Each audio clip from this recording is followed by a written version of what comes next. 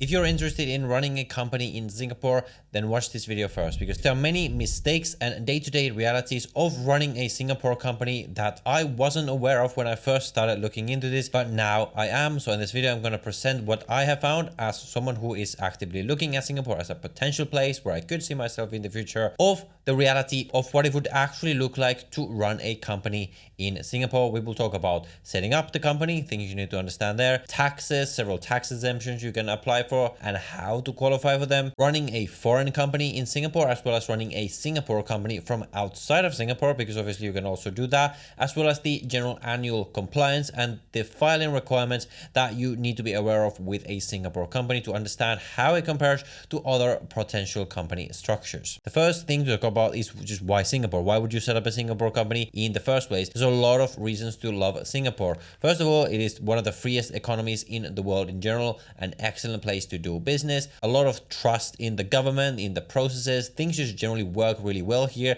which is why it is a big wealth and business hub. Because when you have your money here, when you have your business here, you can trust that it is not going away. Basically, great banking, pretty much the best banking in the world, as well as great payment processing options, everything like that. And it's very easy in general for foreigners to run a company in Singapore, whether you actually live in Singapore or not. And the other benefit is as well is that if you want to live in Singapore, you can use this company to get yourself what's called an employment pass. We'll talk more about that later on in the video. And obviously, there's also a lot of great reasons to like Singapore from a living standpoint, a very business focused city, lots of wealthy people around to network with. It's very clean, it's extremely safe, just the kind of place where you can run your business and make money in peace without having like political chaos or something worrying you. And it's also in a great location in the middle of Southeast Asia, amongst a lot of other countries that a lot of people like myself as well really like. So lots of reasons to like Singapore, but now let's talk about the realities of running a Singapore company that you need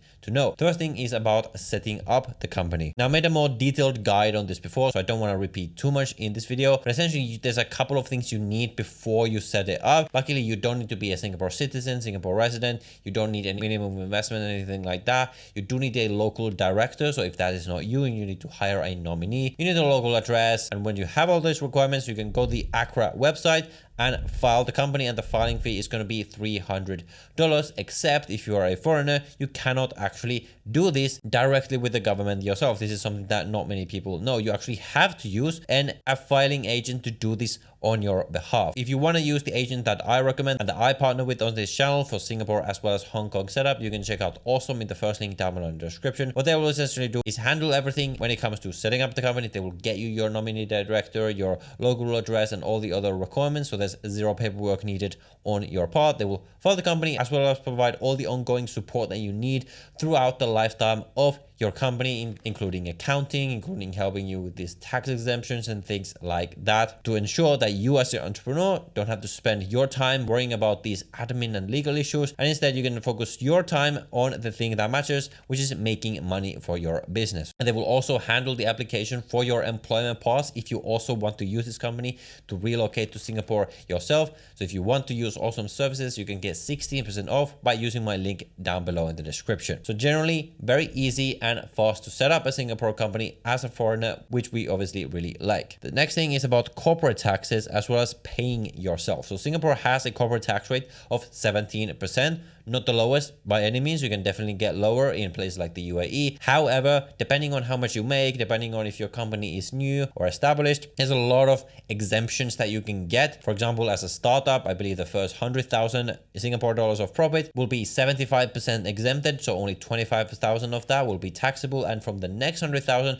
only half of it, so 50,000, will be taxable. So realistically, if you make even a couple of $100,000 a year or something like that, like a lot of the people who I work with on this channel do, then really with these exemptions, you can reduce that tax rate to a much lower amount, and often to mid to high single digits, which is more in line with a lot of the other low tax jurisdictions in the world. In terms of how to pay yourself, the benefit with Singapore is that there is no dividend tax, which means they're essentially going to structure structure your income in such a way that the theoretical maximum that you would ever pay is that 17%, because whatever your corporate rate is, you essentially just pay salary until the point where your personal rates would go above the corporate rate, and above that you simply pay dividends at zero tax. So essentially the way it works is that your tax rate will approach 70% the more money you make, but you should never really have to pay more than that. The next thing to talk about is sales tax. This is something that many people will ignore. Luckily, you only have to register for sales tax, which is GST, general sales tax, in Singapore if you make more than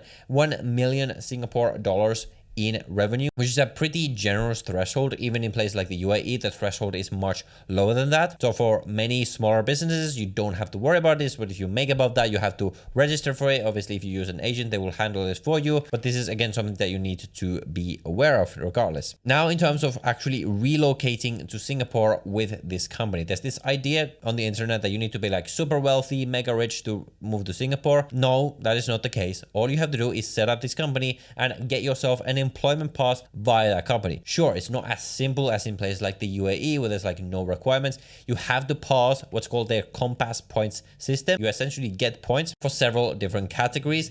Just to summarize this, basically, if you pay yourself enough, then you are going to be able to use this, and you don't need to pay yourself like a crazy amount or anything like that. If you're paying yourself between like $5,000 to $10,000 a month Singapore dollars, you should be able to qualify for these employment pass, even if you don't have a degree and things like that. I forget exactly what the thresholds are, but this is not as difficult as people make it out to be to relocate to Singapore. And if you use awesome services, you can add this essentially as an additional service if you want them to help you with the employment pass application to make sure that it goes through. With that said, let's talk about the filing. So just to name the main ones, you have your annual report with ACRA, the official accounting and corporate regulatory authority of Singapore, which is a declaration of the company's financial position and key details. And this is going to be due within 5 months of the end of the financial year. You have your corporate tax return, obviously. But the thing here with Singapore is that depending on your revenue level, the filing that you have to do is slightly different. If you make below 200,000 Singapore dollars in revenue or below, you file this form CS Lite, which is a very simple form. However, if you make less than $5 million,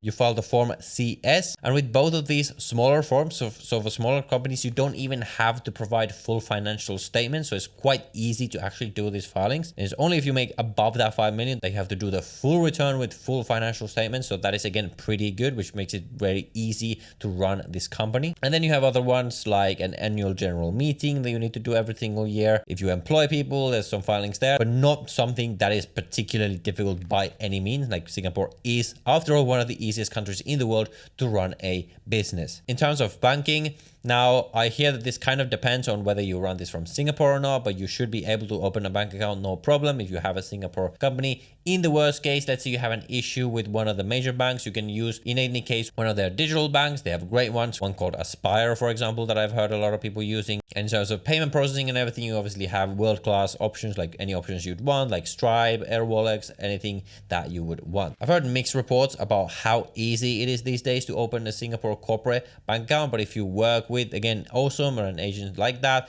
they are going to have connections to these banks so they can essentially help you open that account in case there are any problems. And what about running a foreign company in Singapore? Let's say you get residency in Singapore in some other ways, like the options there are not the easiest. What happens if you run, let's say, a UAE company or a USLC from Singapore? Well, Singapore's corporate residency is based on management and control, like it is in many places, which means that any company that is registered anywhere in the world, if it is managed and controlled from Singapore, then it is going to be liable for all of these same rules that we've discussed in this video, which means that if you want to live there, you might as well set up a Singapore company because it's going to be the easiest option in that case. Now, what about the other way around? What if you have a Singapore company that you run from outside of Singapore?